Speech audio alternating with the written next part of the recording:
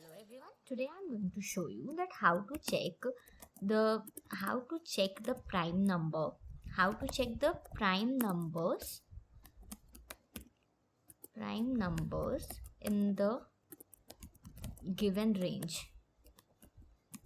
And here you are going to understand the what is the real concept of function, like how the one function is also using the another function. So first of all, let me snooze the inline suggestions which is given. Okay, so here I go, like hashtag include iostream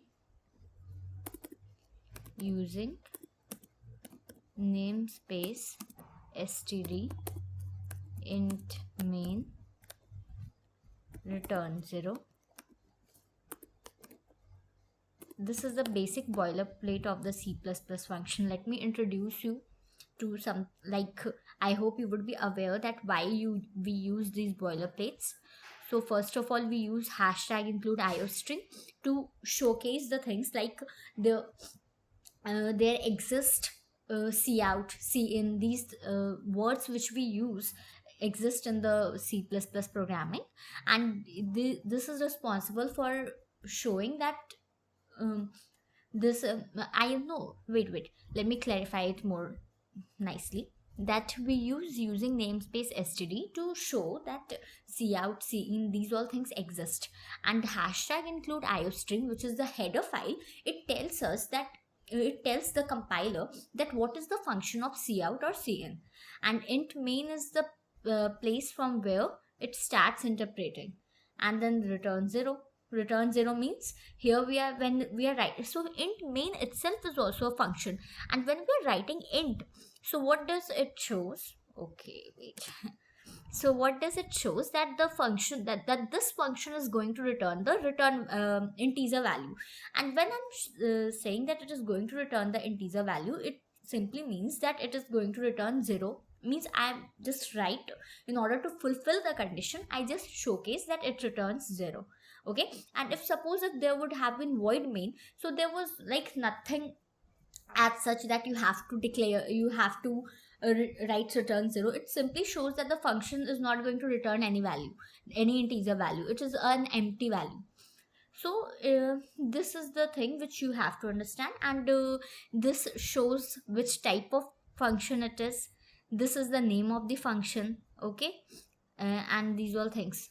Now I think this would have been clear to you. Let me go beyond this.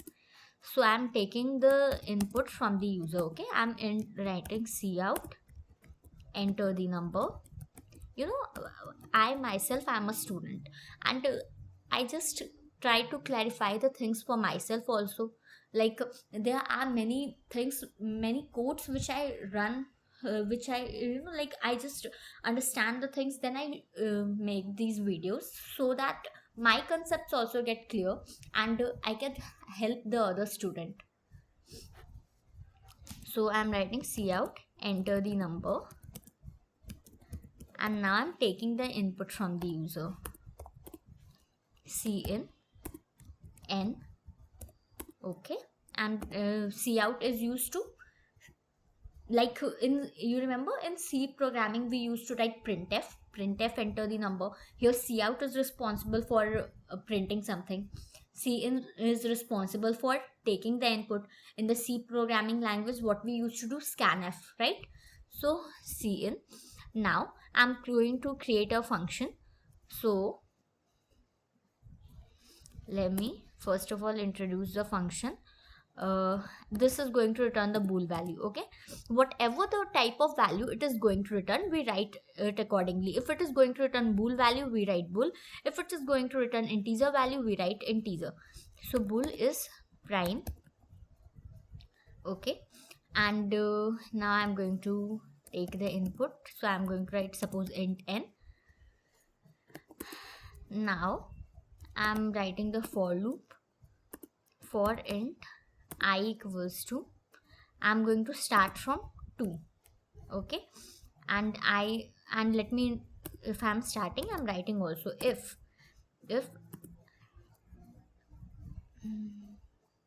I will be write I I'll write this if condition at the last. I'm going to start from I equals to 2 to where it will go. I is greater than or equals to or simply greater than n and I plus plus. Okay, so it will go like this from 2 to n and I plus plus. Now I'm going to apply the if condition. If n modulo I equals to 0,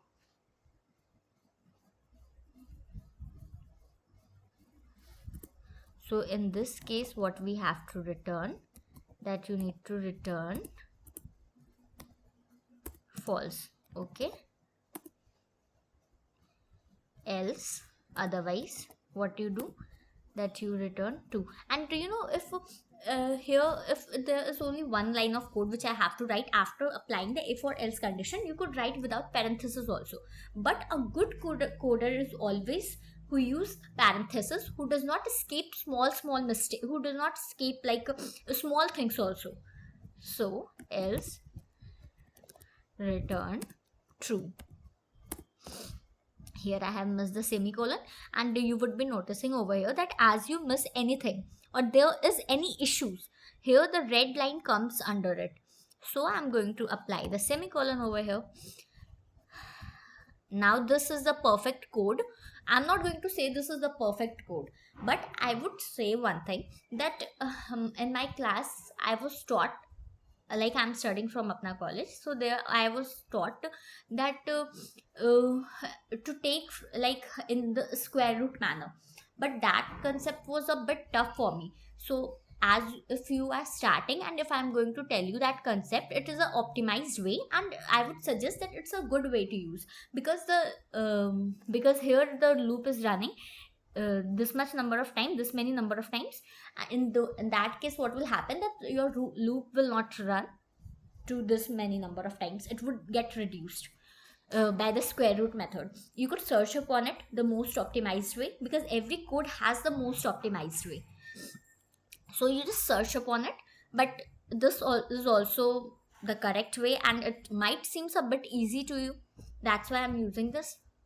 And here why we have not included 1, because 1 is never a prime number, and if any number is going to be divisible by 1, and the number is going to be divisible by itself, that's why we excluded those two numbers.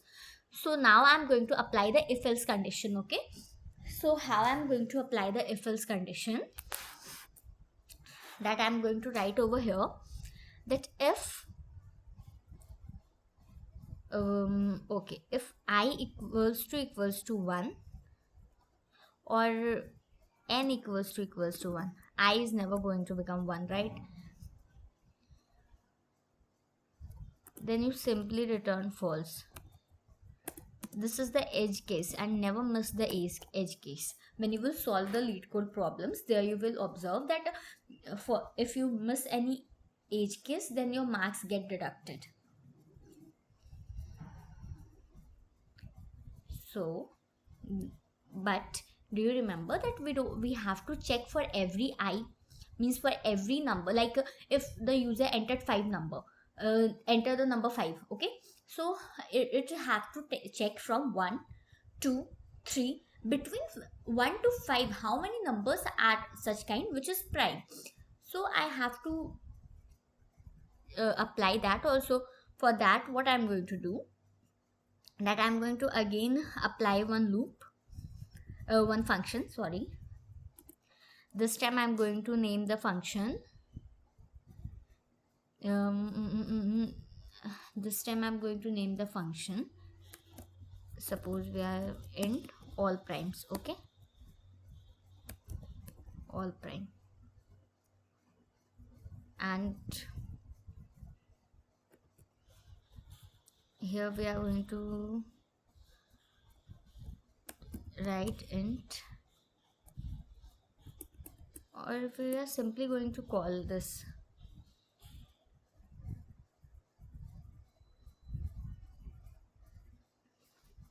int n. Okay, it is going to take the number.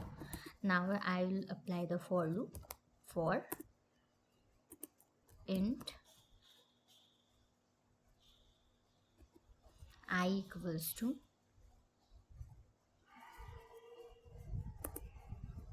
I'm going to apply from 1, I greater than or equals to n I plus plus, and I'm going to call the function every time bool, or I'm not going to write bool, I'm so sorry. We are going to simply call the function, right? We are not declaring it over here. Is prime I, I'm going to write is prime I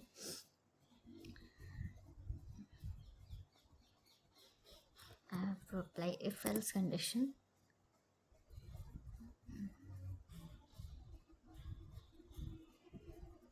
After applying if else condition, okay, so what I'll do, if is prime, while declaring I'm calling the function if is prime I, then what I'll do, then here we are going to see out I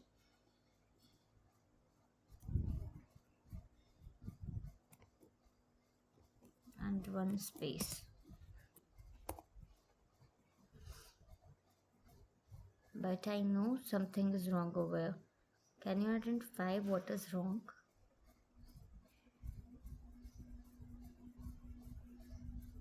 I int n if is prime, and in is prime, while calling the function I'm sending the value. It will become the value for this one. N, okay, I'm sending the number if is prime gives I, then it is going to see out I, but it is correct. What is getting wrong over here? Not able to get that. For every number I'm going to check, I'm going to call the function every time. I'm going to, and one more thing, I'm going to take from 2. Why 2 we are taking every time? Because 1 is not the prime number, and if we take 1 also, then it every number is divisible by 1. And all prime int n, it is correct, but why here it is showing error? Let's run the code and it is going to give the suggestions. Let's see what it's saying. A function definition is not allowed here before token int all prime int n. What? Function declaration is not allowed int all prime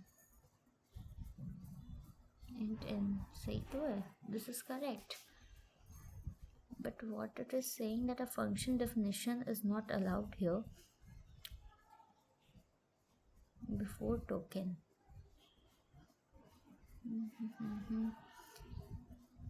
Int all prime int n. Error expected at the end of the input. I'm not getting where it is getting wrong. Function definition is not allowed. What does it mean? Okay, I got it. Here we are not returning anything, so it will be void. But still it is wrong. Void all prime.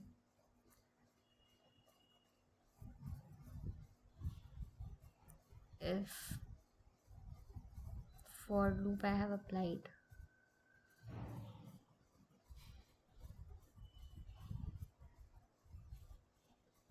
every time I'm going to send up the value of I.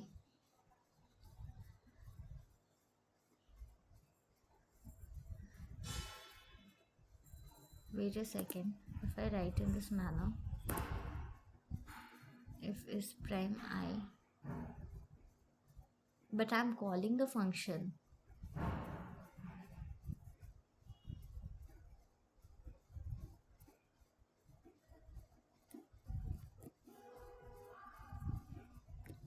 We have to apply, it doesn't matters. Wait a second. See, I've got my mistake over here.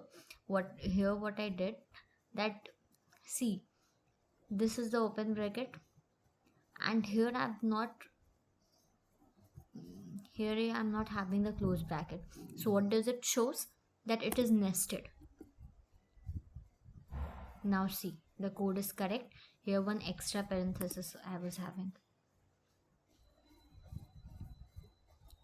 Now I'm going to call the function. Why it was showing error, I hope it would have been clear to you, that one extra parenthesis was there, because of which it was giving the error. So now I'm going to write in this manner. I'm going to call the function. Okay, so I'm going to call all prime, and it is going to check and is prime is going to check for every I which is going to be entered over here. So I'm going to call all prime, and I'm going to send the value n. Now let's run the code. Now it will not show error. Enter the number. I entered 5. So here whatever is the 235, why it included 5? Okay, see what you did over here. I'm not going to take the last value, right?